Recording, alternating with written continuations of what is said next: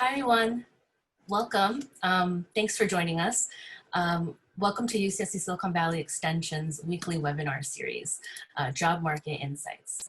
While we wait for everyone to settle in, let me begin to tell you a little bit about your UC in Silicon Valley.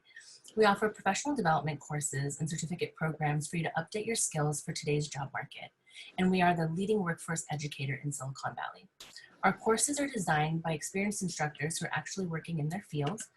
We serve new college graduates needing practical skills, people in the workforce looking to update skills or change direction, and lifelong learners interested in studying with industry experts in the heart of Silicon Valley. My name is Monica Gandhi, and I'm the Outreach and Recruitment Specialist in the Marketing Department. Today's topic is managing the emotional roller coaster of a tough job search with Leon Bezdikian.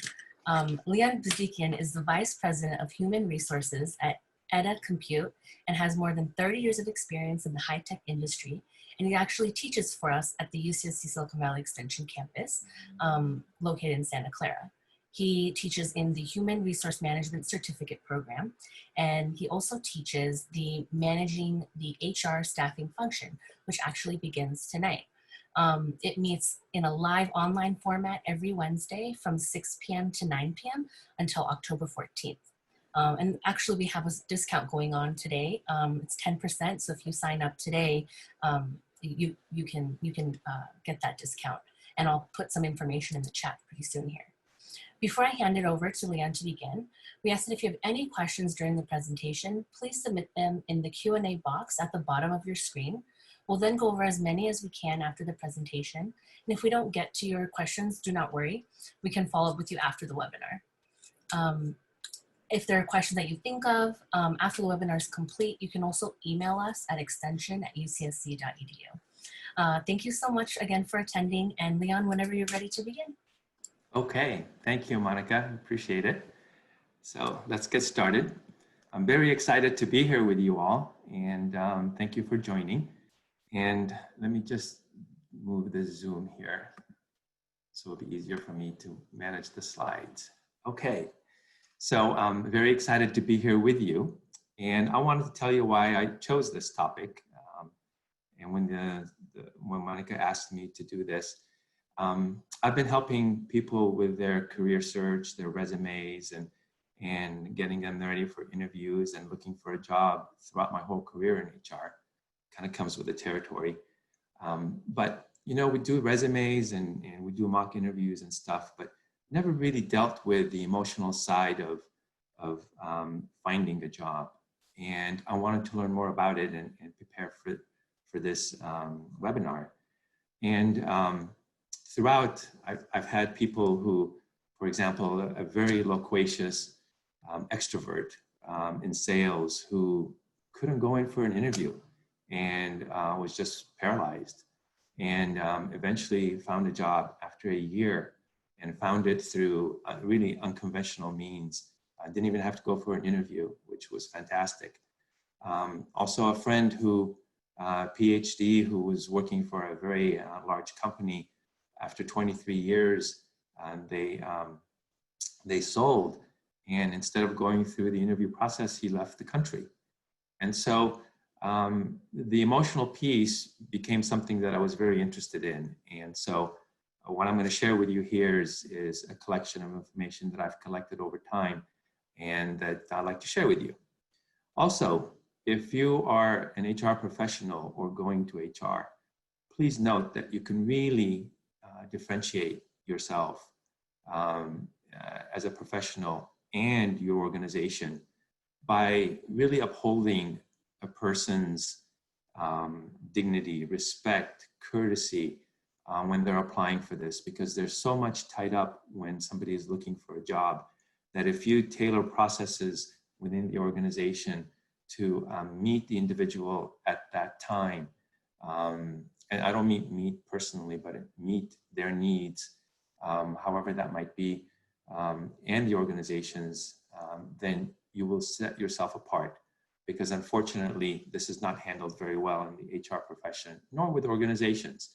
And so breaking that code and servicing people will set you apart and will differentiate you in your career in HR. Lastly, The slides that I've prepared, I don't really follow in any particular order. I don't go through line by line and read. I've prepared them for you to serve as a reference. And so look at them when you have a chance. This will be available later on YouTube, and refer to them as a guide to help you. And most importantly, as you embark on your job search, or if you're in one now, take note and manage your emotions, because what you do will really come across. So let's get started. As we've been saying, searching for a job is tough. Add to it the uncertainty of what's going to happen to me. When will I find something? How do I pay for my lifestyle? What's going to happen to me financially? And then the anger and the frustration of not hearing anything back from the companies you apply to, or from recruiters, can really create an emotional crisis. And many people kind of fall into a pit, and it gets hard. It gets really hard. And so dealing with that is what this is about. So if you don't manage your emotions properly, when you finally do get that interview or opportunity, you're not going to be wholly who you are, and you certainly won't present it in that way. And as a recruiter who's done this for many years, you pick up on these issues, and the totality of that experience with a candidate gets reflected in many different ways. And so being the top that you could be is of paramount importance. So what's my objective here? My objective is to encourage each of you to manage the highs and lows. And we'll go through that in quite detail. But I also want to build on the teachings of the previous presenters. And please go to the website that's indicated there on YouTube and go through the webinars that other people, other instructors in the program have shared, and learn from them, and utilize them and incorporate them into your search. You will get some thoughts, ideas, and stuff that I hope that will work with you throughout your career. So let's frame our discussion. I like to keep things simple and easy. And so I basically have created this format where we'll talk about an overview of managing your career, understand yourself and the job search process, plan for discipline and perseverance, and then execute with your attitude and little wins. Really what I'm covering here is the why in managing your career, and the what with understanding yourself and planning and executing. I try to keep things in general with what, why, how, where, and when. Those questions seem to help me in a lot of the decisions I've made and things I've done at work. And so I'm trying to applying it here, okay? So in managing your career begins with understanding you, understanding yourself, your purpose, your strengths, your weaknesses, your passion. Be honest with what you could do, and understand what drives you, what motivates you when you get up and want to share your gifts as an individual with the rest of society. This is reflected by your passion and the education that you earn in following that passion. And then it's also reflected in the jobs you take or try to learn, and then in your resume. And so this comes together, and you present a picture of yourself, and then you use tools like the social media or networking, or however means of letting an employer know that you're available. And when you do get the chance for an interview, it's reflected in your attitude, it's reflected in your actions. Actually, when you walk in through a door, we can all tell a lot about you already. And so all that comes together in your career. And so how you manage these different aspects will determine whether you're satisfied in your career to the degree that you want it to be. So your attitude is what carries you, and it changes during different stages of life. Whether you start out or you're you're close to retirement, your requirements change. And we develop anchors. And I call these anchors because they're things that hold us in place. And they're not negative things, they're positive things. And they allow us to pursue opportunities or go places or do things according to what's important to us. But we don't know what's important to us unless we spend time figuring ourselves out. So they kind of go hand in hand. And when you do this, you're more sure of what you want to do and how you want to do it.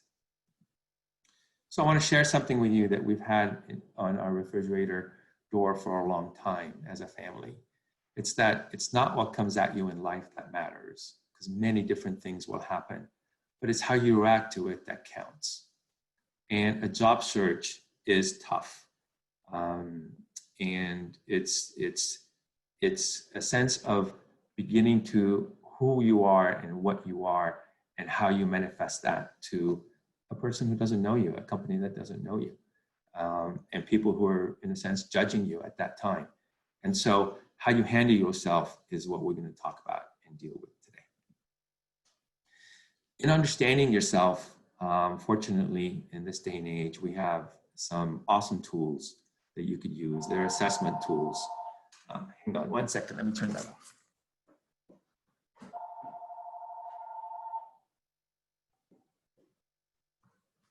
Sorry about that, everyone. Anyway, there are assessment tools that you could use that are available online, and if you're a student in your schools, and they give you glimpses of more about yourself, what your interests are, what career opportunities may be for you. And I encourage you to go through them.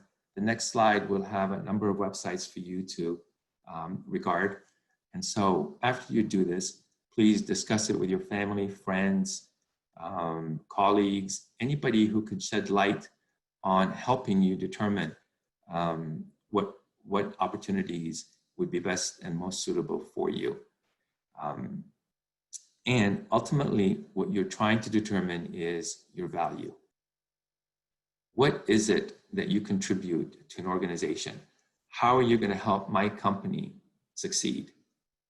Okay, and unless you have a really good understanding of what that is, you're going to lose out to a person who does. And so determine what you're good at, how you can convey that to your next employer, and then go for it. Okay? Here are the websites that you could look at for the self-assessments. And again, use them as you see fit for yourself, and research them out first and find out if they're applied to your situation, and then go from there. All right. When we meet someone for the first time, what is it that we want to know about them? Most of the time, what do you do is really important. It says a lot about a person, defines them in most cases, and it gives you a significant clue as to what their interests are, what they're doing, how are they manifesting themselves in their lives. Now, when it comes to a job search, we typically think that negative emotions of a job search are attributed to the financial instability, the rejections you may receive, the not knowing about what's happening from companies. But research indicates that it's actually the confusion in our identity, that who are we? Are we valuable to the people that are talking to us? Am I an engineer? Am I a good HR professional? Am I a good lawyer, a good doctor? And the perception that we are our work is significant, and it's thrown at us throughout in society. And so these are the reasons why people get in depression or have a lot of fear or have anxiety about finding their next job. And so managing these is critical. And it's important that you understand you're more than just what your job is. And your life is a lot more than just what you do. And your experiences, your interests, your values, they all make up who you are. as an individual. And so believe in yourself. That's the key. Believe in yourself. And this is a very important characteristic that you want to show employers when you meet with them, is that you have confidence and you believe in what you can do. There will always be someone who can't see your worth. There will always be someone who can't see your worth. Don't let that be you, okay? Don't let that be you. Be confident, approach the situation like a process, and we'll talk about what that entails. Make your resume awesome. Your resume reflects who you are and what you've done. And so make it awesome. Make it a masterpiece. I typically tell people, paint a picture of yourself through the words in your resume and make it the best that you can, okay? Very important for me, because if you're applying for a position, there are other people applying for the position. A lot of people do similar kinds of things. Stand out, make yourself stand out. And the resume is the first opportunity to do that. It won't get you the job. It'll get you an interview, but it's the beginning step. And so make it the best that you could be. Let it reflect who you are. Critical to understand that the quality of that resume needs to be good. Your spelling has to be right. Pagination needs to be correct. Things need to be lined up. If you misspell words, or if you haven't used spell check and I get something that is wrong, it reflects upon you. And so make it the very best you can. And when it goes to an employer, let it be such that none of that stuff matters, and they look at you and see you in that resume. Quite honestly, I spend 15, 20 seconds on a resume. And I know that's a short time, but through practice, you get an awareness, and you find the right people that way. And when you've got a lot of resumes coming in, it's an effective way, at least for HR professionals, that they spend the time doing that. After you have your resume, it's really important that you have an elevator pitch together. Here's some things that you may consider in an elevator pitch. But what you want it to be is something that it's as easy as you drinking water. Practice it infinitum so that it comes out smooth, it comes out as to who you are and what you do. A friend of mine, a dear friend of mine, was at Rubio's fish taco place, and he was in line. He had been looking for a job. He was in line, and the person behind him walked up, and they started a conversation. And he did his elevator pitch, and it turned out the person behind him was a CEO. And the CEO said, "Hey, you know, I'm impressed with you telling me about yourself like this. I'd like you to come in for an interview. Call this person and arrange yourself to come in." Now, he wasn't interested in the opportunity afterwards, after he found out about it, but it got him an interview, and it became his decision. And so be ready with your resume, be ready with the elevator pitch, because you don't know the next person or the next opportunity that comes up, how you're going to approach it. So now that you're armed with confidence, you understand your purpose, you know your strengths and weaknesses, and you've honestly assessed yourself. You have a good idea of what your value is, what you can contribute to an organization. Understands the highs and lows of the search. Job search is a process. There are things that happen that will continuously happen, and you come in and out of that process depending on what company is interested in you and where they are in their search. So let's look at what that looks like. The search process involves a need. A company's got a need to have something done. And when they do, they let the market know, and then people pursue that opportunity. And then there are discussions that are happening with respect to who could do this job best. And then an offer is extended, and you start working and you contribute your magic. It's as simple as that, and it's extremely complicated, okay? Because all these steps involve so many parts. So I wanted to add this as just an example of what happens when HR receives your resume. A critical component to this is how your resume is received by the company. Let me give you an example. If my boss came to me and said, hey, I'd like you to bring this person in for an interview, what do you think I'm going to do? Of course, I'm going to bring this person in for an interview. And I will work with the organization and make it so that we speak with this individual. Because why? My boss said so. And so how your resume is accepted by an organization is critical, and which leads to employee networking, which leads to employee referrals, which so many different ways. I know of a person who wanted his resume to be seen because it just didn't feel like he didn't feel like people were looking at it. So he attached his resume to a 1 pound box of See's chocolate. Went to the front desk. He found out who the hiring manager was and gave it like that. And guess what? He got called. He was thanked for it. And he got looked at. Now, he didn't get interviewed. He wasn't qualified, but he got looked at. And he knew then that at least where he was deficient and what he needed to do. So submitting your resume is critical. If you're going to send 1,000 resumes and apply the same way, and you're doing the one thing 1,000 times and it's not working, shame on you. Get a clue and try to find a different way around this issue, and be creative in it. But don't repeat doing the same thing if it's not working.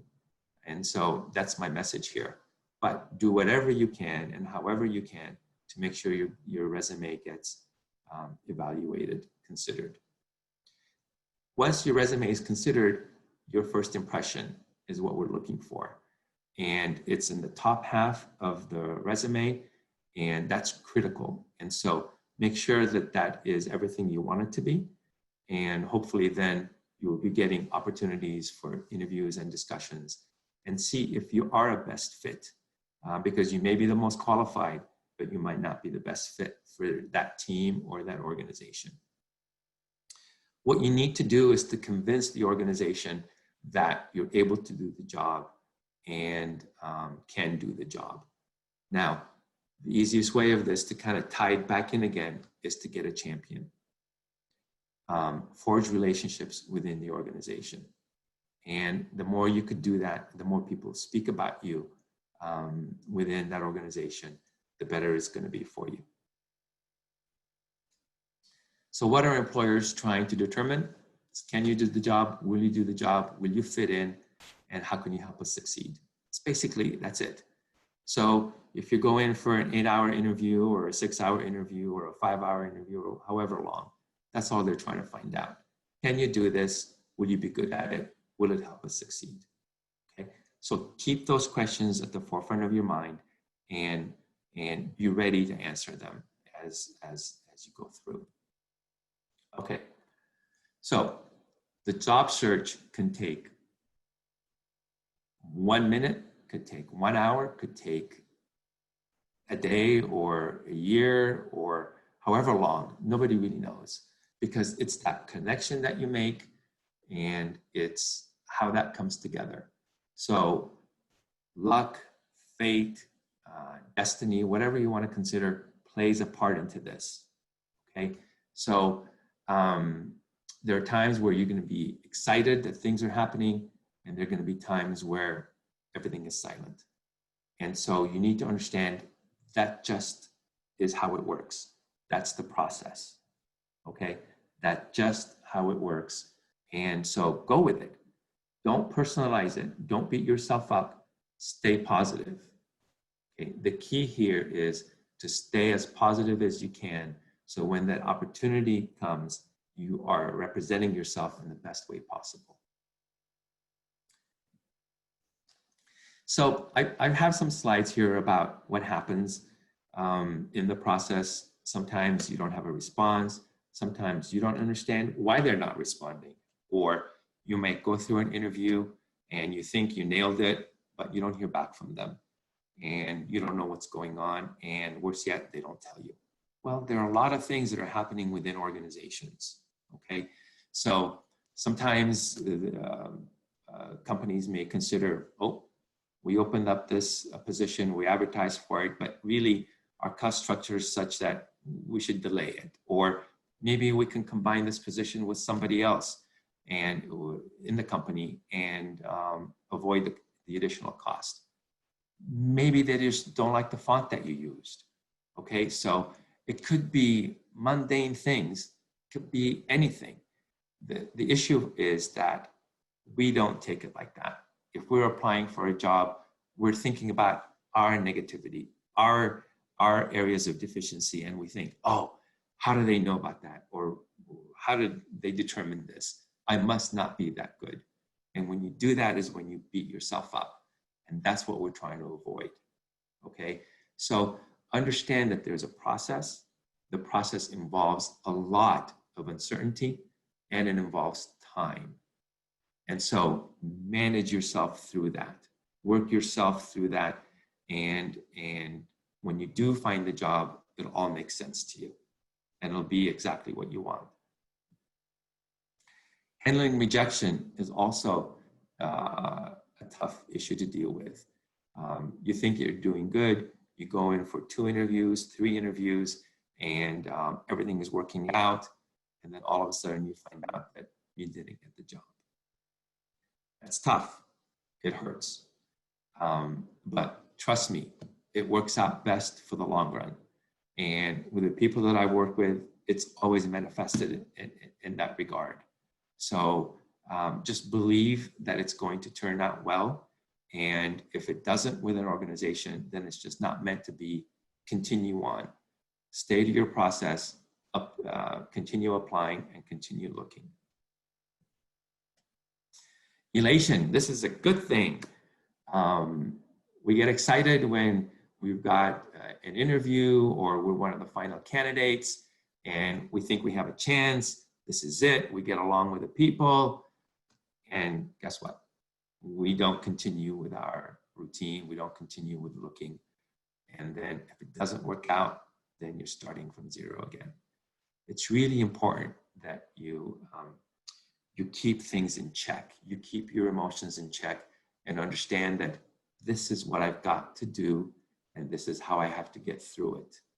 And whether you get a lot of interviews or where you get no interviews, continue on the process and constantly evaluate it and look at it and modify it for your need and for the company that you're applying for. Now, in some cases, there may be despair. It's unfortunate, but again, looking for a job and not being employed for a while with all the ramifications of that, it could be too much. And remember I talked about falling into a pit. Well, you need stakes to put in that pit to hold yourself up and to bring yourself up. And professionals can help do this. Please contact a therapist if you need it. Get a job coach. Spend the money to get yourself a job, because the alternative is if you're not able to get through that, if you don't have the tools to properly present yourself, you're just going to be repeating the same thing, and that negativity is going to be too big. And so eliminate it off you by getting the tools that are necessary to help you through it. And don't be bashful, don't be shy. There's nothing wrong with getting help, and there are plenty of qualified people that can do that. So now that we understand that a job search doesn't have to be an emotional roller coaster, that there are processes that are involved, there are things that we can do, and we'll talk about those in a second, that will help us through this. So we need to stay true to that. Discipline is the key, okay? And I'm going to talk about some things that you could do on a daily basis that frame you in this process. And one of the first things you have to understand is it's an 8-hour job to get a job, okay? Focus your efforts like you do when you were working. You are the project. You are what you're trying to get done. And the job is your ultimate goal. It's your accomplishment. So go for it. Okay. Be disciplined in maintaining a work routine. Set one up for yourself. Depending on the nature of who you are and if you could work within structures, establish times, designate a lunch hour, designate some policies for yourself that you're going to do this or you're not going to do that, depending on what's there, and stick to it. Okay. Don't let looking for a job bleed into your whole life. And that's one of the things that is going to come out through here is you do have a life and you need to live that life. And if you look at finding a job as just a part of the job, then your focus is going to be different and you'll manage the highs and lows a lot better. But it requires structure and it requires discipline. Okay. So here is a sample job search strategy. All the elements are here are extremely important for you to have in place and be ready with. Being clear on what you want, being organized, being kind to yourself, being prepared for questions when you go in for a job interview. So you've got to be ready, okay? The one thing that I want to highlight in this is something that I think is very, very important, and that's to write thank you notes. If you write a handwritten thank you note and you drop it off at the company to the hiring manager and to the interview team, you set yourself apart, okay? And if you're in contention with one or two or three other candidates, this may set you apart and you may get the job because of it. That's how critical and that's how important it is. It shows that you're going a step above. It shows that you're considerate. It shows that you want this. It shows that you have forethought and you're thanking them for this opportunity. And so it sets you apart. And I highly encourage you to think about using that and use it during the thank you notes. But don't diminish from the fact that these all have to be at 100%. You've got to be ready in each of these bullet points so that when you do have the opportunity to go for an interview and share your gifts with a company, that you do so in an effective way. Look, seriously, what are we doing? We go in, you've got, if you're a college graduate, you've got some experience, at least a lot of knowledge. If you're an experienced person in the workforce, you have a lot of years that you've done stuff. You're going to talk to a person for 30 minutes and 45 minutes, answering their questions. You're only going to say things that come to mind at that point. And so your whole life is full of so many things that you've done and accomplished. Some things might come to your mind and some things might not. Being prepared, having rehearsed, having gone through mock interviews, making sure that you're ready with these bullet points, that's what's going to set you apart. And in addition to all these, what's going to happen is your persona is going to be different. And we pick up on that. And I teach recruiters, I work with my teams or in my classes, that you've got to look for those cues in individuals, because a person applying for a position and 10 people applying for the position, they've all done it. That's why they are applying. But how are you going to be that candidate that ultimately gets that position? That's what you want to focus on. So evolve your search strategy. The bullet points in the previous slide, those have to be done. You modify them. You modify them for each opportunity. You look at the job description, the requirements that are indicated, and you tailor yourself to those. And it takes effort, it takes research. It takes 8 hours a day to be ready for it, okay?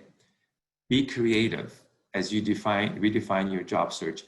Be creative and take risk.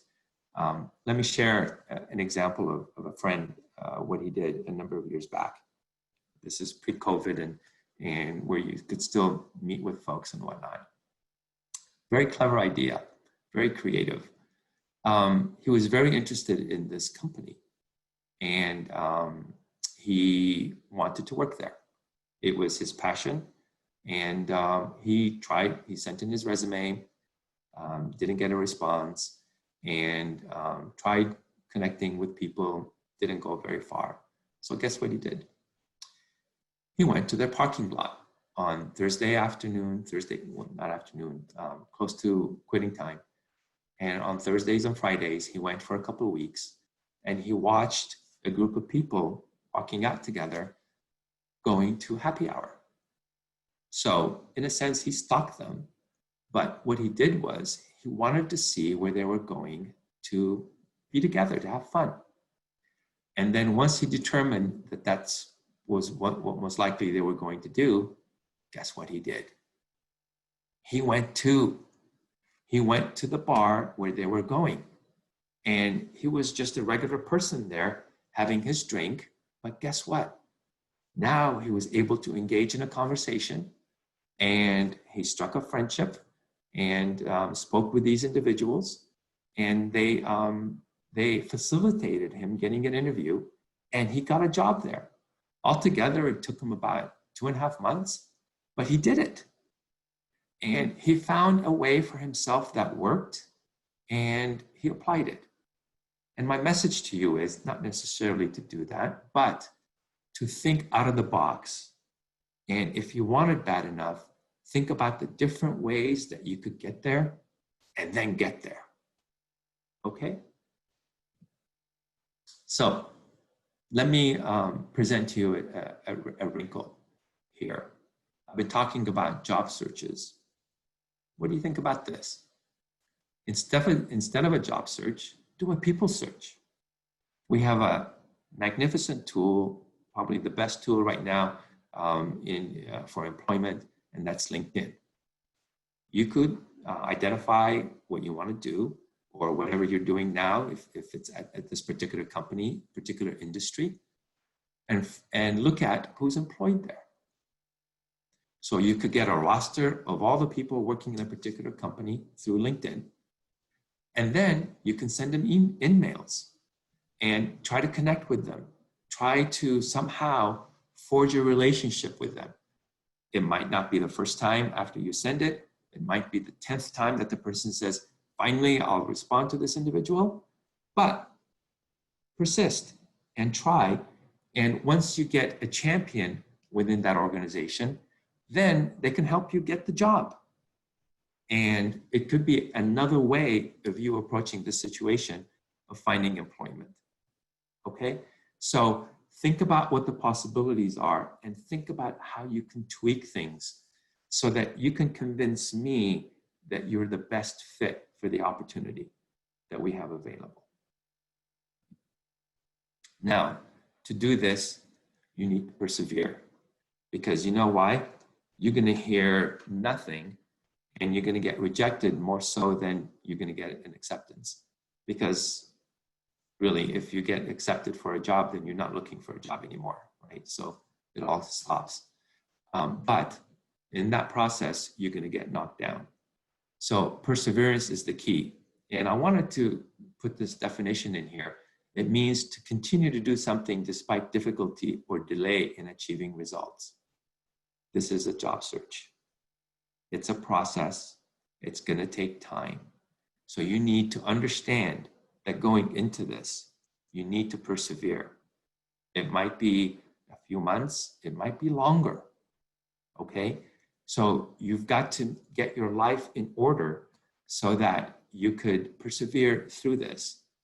Meanwhile, following your search strategy, following your discipline, continuing to do the things that you know will eventually get you there. Okay? The job search, it's important to understand for you out there that are runners, is a marathon. It's not a sprint. So stay the course and it will happen. It will happen. I've helped so many people over the time in getting themselves ready. It eventually will happen. It's just, we don't know when. So understand you're going to reach the end zone. You're going to reach the goal line. But you're not going to know when that's going to happen. So each opportunity, you've got to give it your best shot. And managing your emotions is the best way to do it. Now, to persevere, you need to fuel this perseverance. And so let me ask you, or let me encourage you, in this whole kind of perspective of keeping you whole as an individual, regard this opportunity as a gift. Regard this opportunity of time as a gift. Volunteer, take other classes, pursue hobbies, get involved with associations, do things that expand your network, because when you're doing those things, you're meeting new people and those people will help you. But you also bring out new things about yourself. And as you achieve new goals, you're going to replenish your positive emotion with yourself with positive emotions. And that's what's going to keep fueling you to move forward. So really consider using your free time. Let me share with you a story that I think might help with this. I had an employee that I hired and working for me, and then I terminated 2 weeks later. He was not what we needed in the organization. We took a chance, and so I needed to make a change and let him go. I eventually became very good friends with this person, and he was more into coaching and executive development, and I wanted to become more as a business partner. This is HR terminology, folks, so for those of you who are not in HR, you can send a question and I'll answer for you later. But basically that was what was going on. So I terminated him, and it took a little while to find a job, and then he found a job, and it was with Intel, and it was to be an executive coach to two CEOs. They were CEOs in a box, and he was doing extremely well. Unfortunately, they hit some downtimes, and then he was let go. And we used to go on walks together, and he would ask me, why is this happening to me? What's going on? I'm a good guy. I don't understand. And all I could tell him, and all his wife could tell him, was just hang in there, persevere. We don't know how everything is going to pan out, but use this time to be with your family. He had just had 2 kids, very young, and he was out of a job for a year. But in that year, he really spent time with his family and did a lot of stuff with them. And that was different than when he was working. And I remember in one of the walks, I said, Jeff, take this as a gift. Use your time wisely and enjoy your children while you can. And guess what? Unfortunately, he passed away. He was in his early 40s, and a disease came upon him, and he passed away very quickly. And I remember as he was going through it and he was nearing his stage, he said, you know what, Leon, that time that I had was really very important to me. And now that I look back on it, it was very significant that I could do that. So a bit of a touching story, but things work out the way we don't always necessarily know why, but they do. So keep on your schedule, keep on your routine, keep on doing things, and keep understanding that you as an individual have gifts. You've been placed here to work within society and to share those gifts in your work.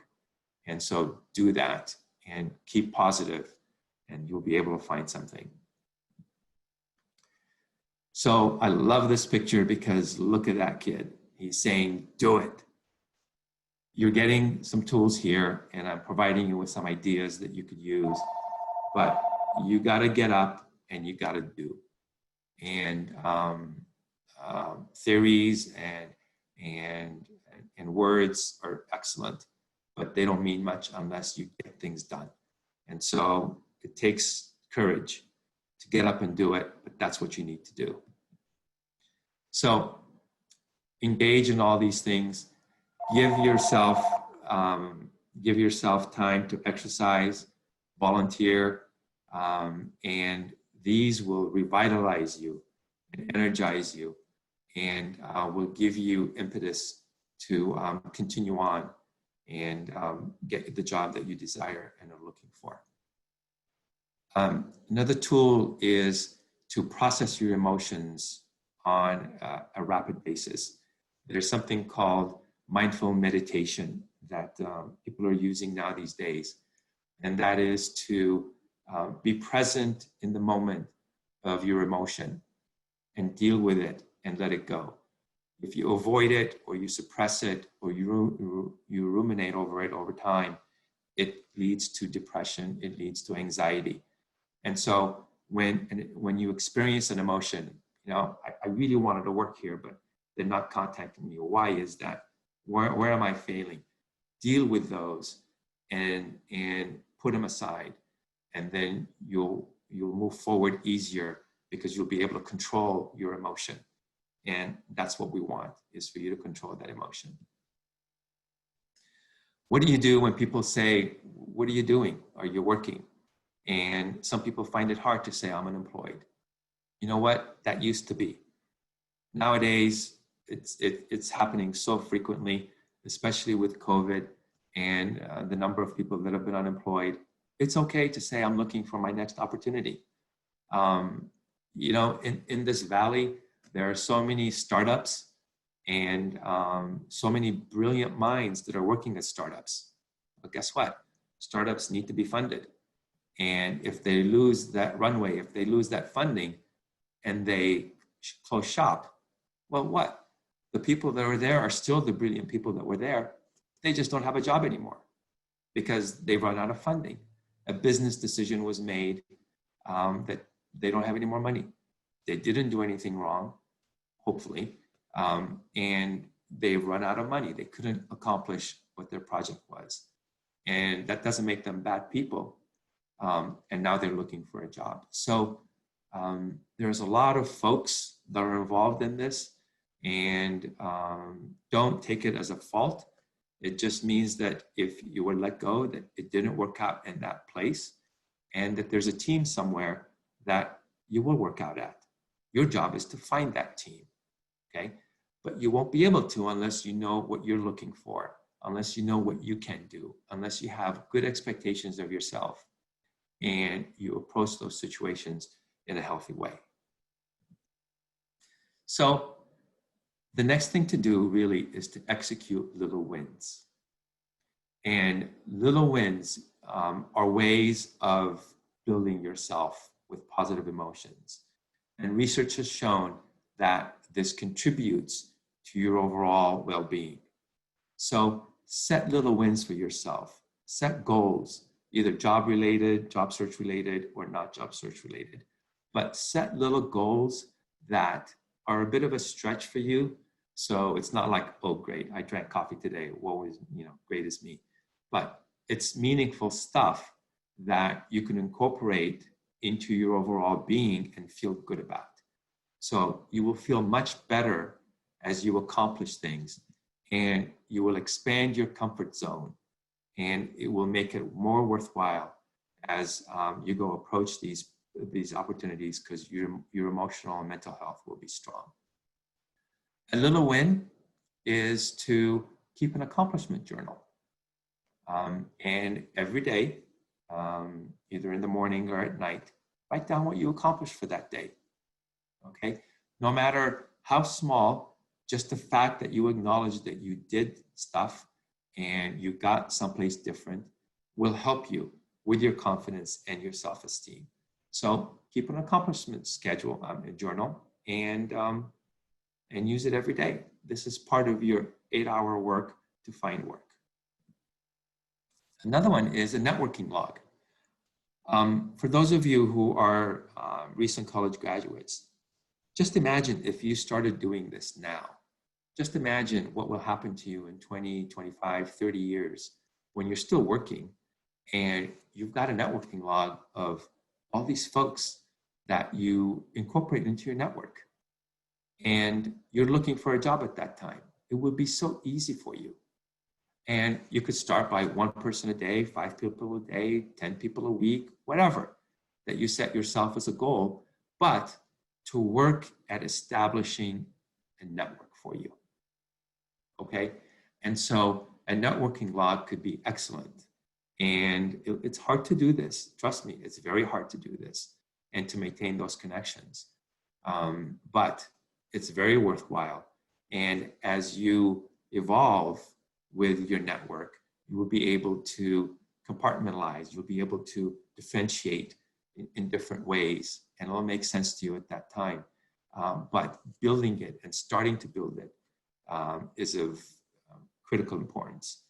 And more important than anything else is your determination to do it, because this takes effort and it takes putting yourself out there, which for most of us is difficult to do, and it takes time.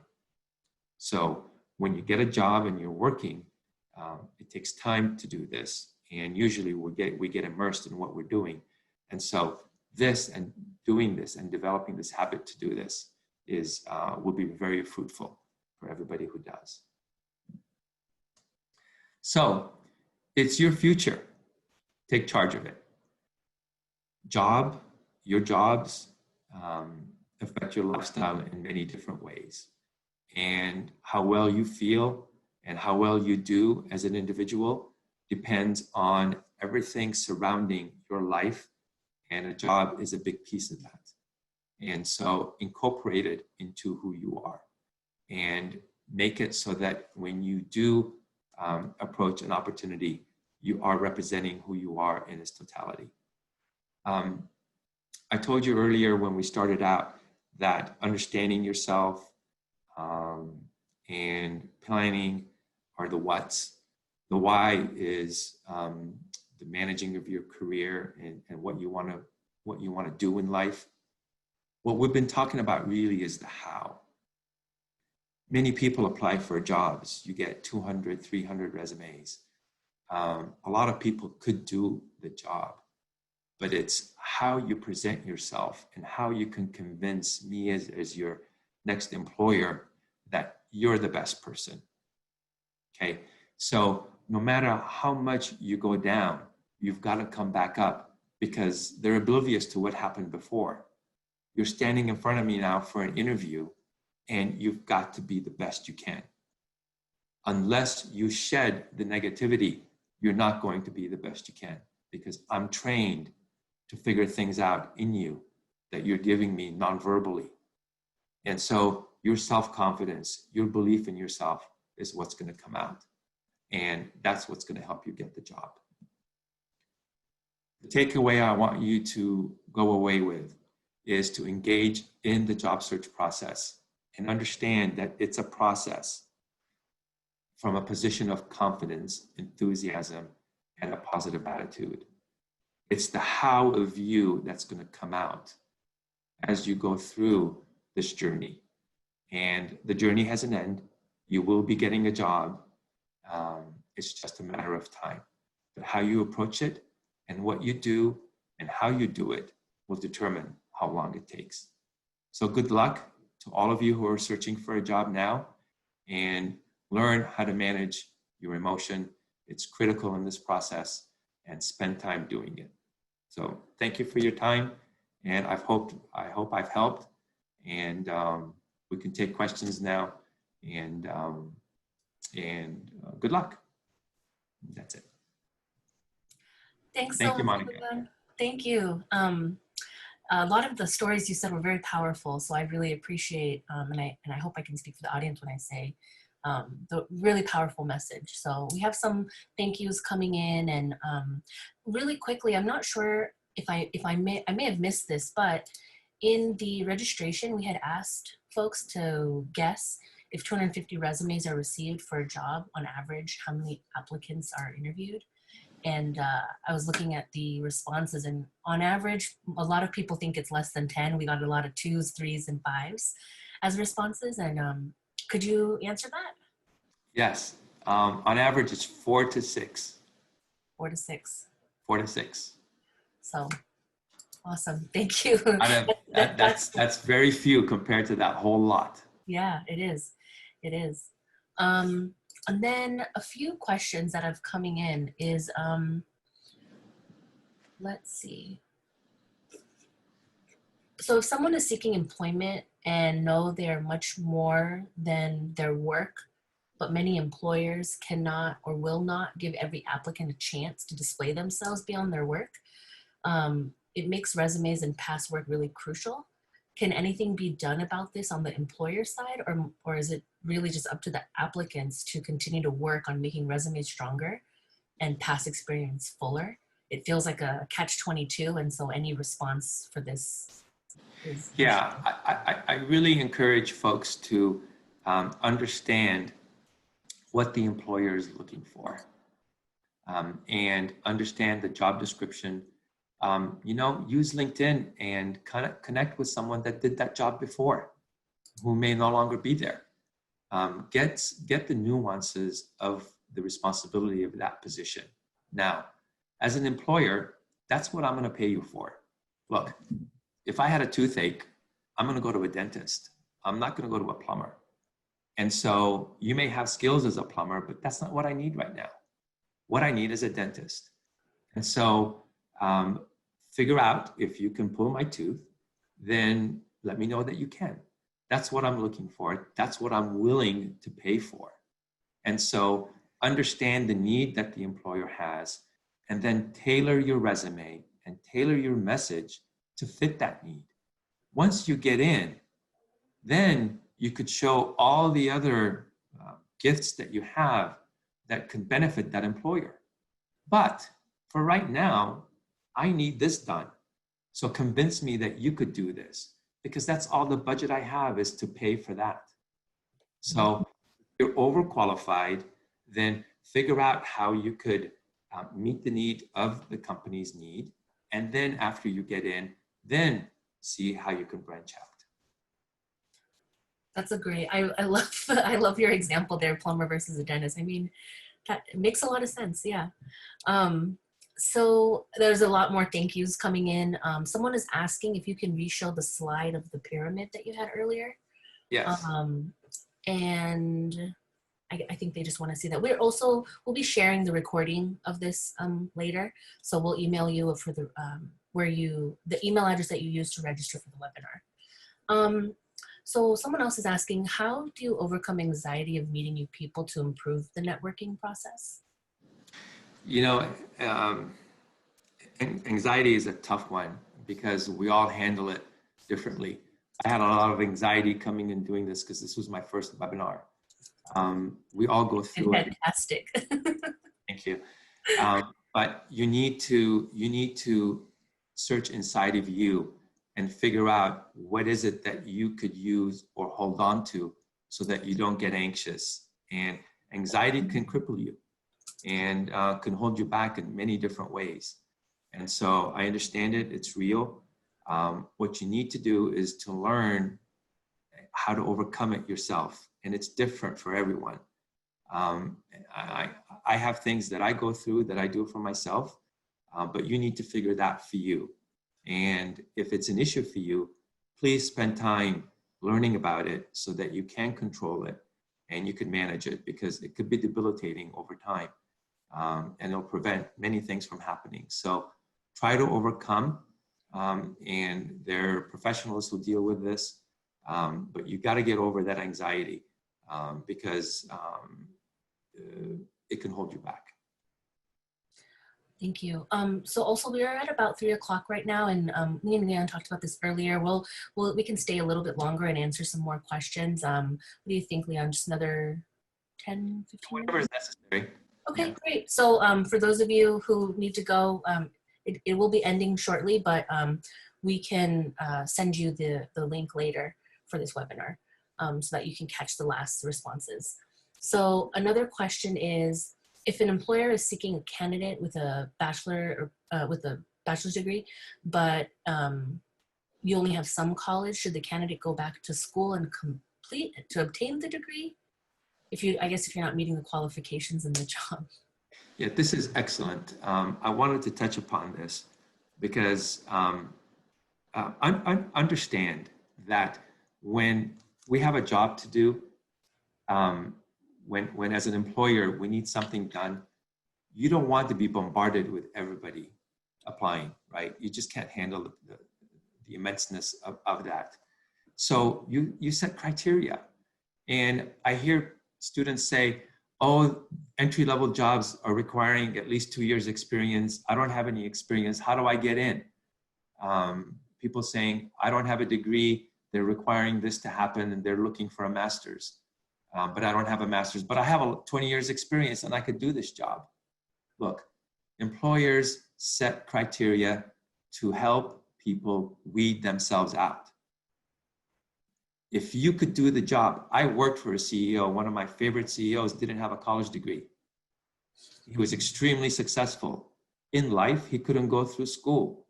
Didn't mean he was dumb. Didn't mean he just didn't have an opportunity to get an education. But he knew, he learned. Many of the famous people throughout history didn't have a college education, but they accomplished a lot in life. It's an excuse. Don't let experience, don't let college education or a certificate or anything hold you back. If you can do the job, your job is to convince that employer that yes, you could do it. Do you think the person who first pulled a tooth had a dentist degree? No. He just pulled it out of a person, probably knocked him out in the process to relieve the pain, but that's what happened. And then we learn from there. So credentials for me are necessary to have, but an employer uses them to weed people out, and people weed themselves out right from the get-go. The important thing we care about is how can I get this job done and how can I do it for the least amount of cost possible? That's excellent. Yeah, and I, just to add to that, I myself have been on some hiring committees, and it's the same thing. We're not looking at, we have a criteria. Maybe these are the 10 things that we're looking for. And of that, these are the 4 important things. And then we look through resumes and say, okay, who has these 4 things? Those are our top candidates. And usually the degree, the bachelor's, it's there, but they're weighted way less than, does this person have Excel? Are they competent in these items? So, yeah, it's not as nitty gritty, I think, as what you're saying. So yeah, mind you though, a college degree is very important because it shows that you spent time developing your thought process. mm-hmm. And if you're an engineer, you think differently. If you're a lawyer, you think differently. Mm-hmm. If you're in the sciences, you think differently. Mm-hmm. You approach a problem from a different perspective. Mm-hmm. And it enables you to pursue those opportunities because you've crossed the threshold. Yeah. There we also have some questions that came in before the webinar. So one here is, how do you, this person says they hear a lot about using their network and finding roles, but how do you do that? And how do you ask for a reference from a role? And then someone else is kind of similar, is asking if on LinkedIn, you don't really know someone, but they're a second connection. Is it appropriate to reach out to them? Like, how do you really network? Yeah. Well, what is networking? Networking is establishing a connection with a person and forging a relationship. So however you can do that will be the result of how successful you are with your networking. LinkedIn facilitates this because it's there and you could send an email to someone and connect. And if they connect with you, then what happens? I've got a significant amount of people in my network on LinkedIn. I don't know all those people. I mean, I'm not in contact with all those people all the time. For those that I know really well, I can ask questions, I can connect with them. And if they respond to me, that's the worth of a network. Mm-hmm. If they help me with a question, if they help me with an idea, if they help me in some way, we have a relationship, and I to them. And so what you want to do is build, and it takes time because that's what we lack, is time to do these things. And so you may want to connect with an individual and they don't have time to look at LinkedIn for a few days. So a lot of things go into this. Association, if you are in a particular profession and they have association meetings, I highly encourage you to participate in those. If there are get-togethers or meetups, do those, build your connections. And it's by, hey, Monica, how you doing? I'm Leon. I work here. Let's talk. How can you help me and how can I help you? It could just be as easy as just starting out doing that. But it's very, very important to do and then to maintain. Mm-hmm. How do you deal with confusions on the kind of roles someone may want to pursue? Like, how do you navigate a job search when looking at a job from a totally different domain or role? And how do you market yourself in such a situation when you're, I guess, doing a career pivot? When I was in school, I did an internship. And in the internship, we had a career development class. And I was a fly on the wall. And this woman who had been a housewife, and she was in her mid-40s, she said, I want to go back into the work world. I got married and she had a degree, I think a master's. And she said, I raised my children. Now I want to start working and I don't have any skills. And the instructor, the person facilitating this, leading this, got angry. And afterwards, he told me he did that on purpose. He said, how dare you say you have no skills? Did you plan your vacation? Yes, we went this and this and that. Well, look, you did planning. Who bought your groceries? Well, I bought my groceries and I did this and that. Look, you're doing purchasing. Did you negotiate stuff? Yes, I did. Well, this is what you did. And he went through and he took every piece of what this woman did in her household and built it out. And she basically ran a company. And after he went through with that, and she said, wow, I guess I did do things in my life. And she walked away with such a high that, hey, I could do things and I did things pretty well. And I'm no dummy. Give me a chance and I'll show you. The advantage to you, employer, is you're going to get me on the cheap right now. Mm-hmm. And so, yeah, I don't know what to say. Just you got to figure out, again, how do you fit that need and how can you get the opportunity to convince them that you do? Mm-hmm. And once you have that, you've got what, a few hours to let different people know that, yes, I could do this job. I want to be working with you. Mm-hmm. We had a webinar on how to market yourself earlier last month. So that's something that I think I'll include in this email I send out, because it really does speak to this, figuring out like what is your niche, and then you're the only one that can market yourself. You're the one who knows how to sell yourself, and giving you steps on how to do that. So that might be something I can connect everyone with. Yeah, and I really highly encourage everyone to look at those websites. I forgot where it is. Right here. There've been 4 of them already that Lee Hong Pham and Marco and Jennifer and Reynolds have done. Mm-hmm. That I highly encourage you to go back, look at them, study them, not just review them, but study them. Yeah. There are a lot of good gold nuggets in there. Yeah, if you just go to YouTube and type in job market insights, it'll pop right up. So we'll make sure to link that in the email we send later. Here's another one that I don't want to blow past. So it's, there are a lot of different variations of this question that came in, but it is basically, is ageism a legitimate concern for those over the age of 50? Because a lot of people are just feeling like they're being discriminated against, and wondering if they should even bother trying because they're not getting the roles and they think it's because of their age. Yes, ageism is real, and it's in play. And I'm older now, and my colleagues are older now. And those who are looking for a job, a couple have told me that they've taken down their pictures from LinkedIn or put in younger pictures.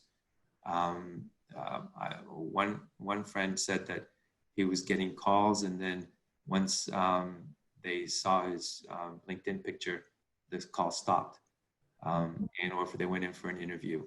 Part of the issue is, as you get older, you command a higher salary, And so companies, again, are always trying to manage their costs. And so that's an issue. It's a very real issue. And understand, you guys, we're in a place of the world that so much is happening right now, and has been in this valley with technology. We feel like, you know, that it's revolutionizing, and technologies are popping up left and right that are helping us on a daily basis. Don't kid yourself. All that is great, but they're in business to make money, and companies survive because they make money. So we may have a great job right now, but it's serving a purpose, and that purpose is to make money. At the end of the day, this is capitalism, and working to make money is what businesses thrive on. And so cutting their cost is another way of approaching the same situation. So if you're an older worker, your value could come in by convincing your network who's there, or in your job search process, that look, I may be able to fit your financial needs, but I have a lot more to offer, and I can contribute more effectively, more efficiently. So consider me. And you may want to try an approach of consulting first and then working out, or figure out a different way of getting in.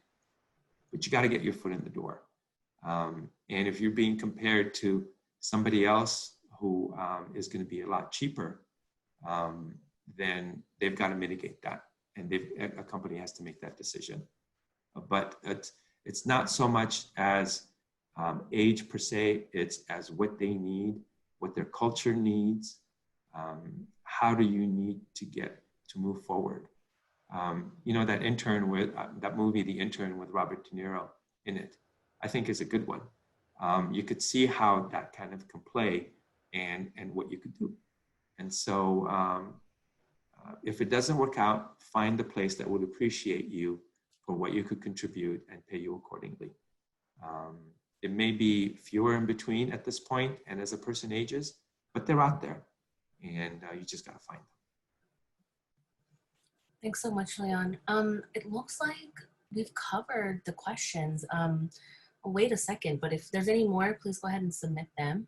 I'll just take this moment to thank you again for coming and speaking with everyone today. I think it was a really nice touch on just the last few webinars we've done, and definitely very powerful.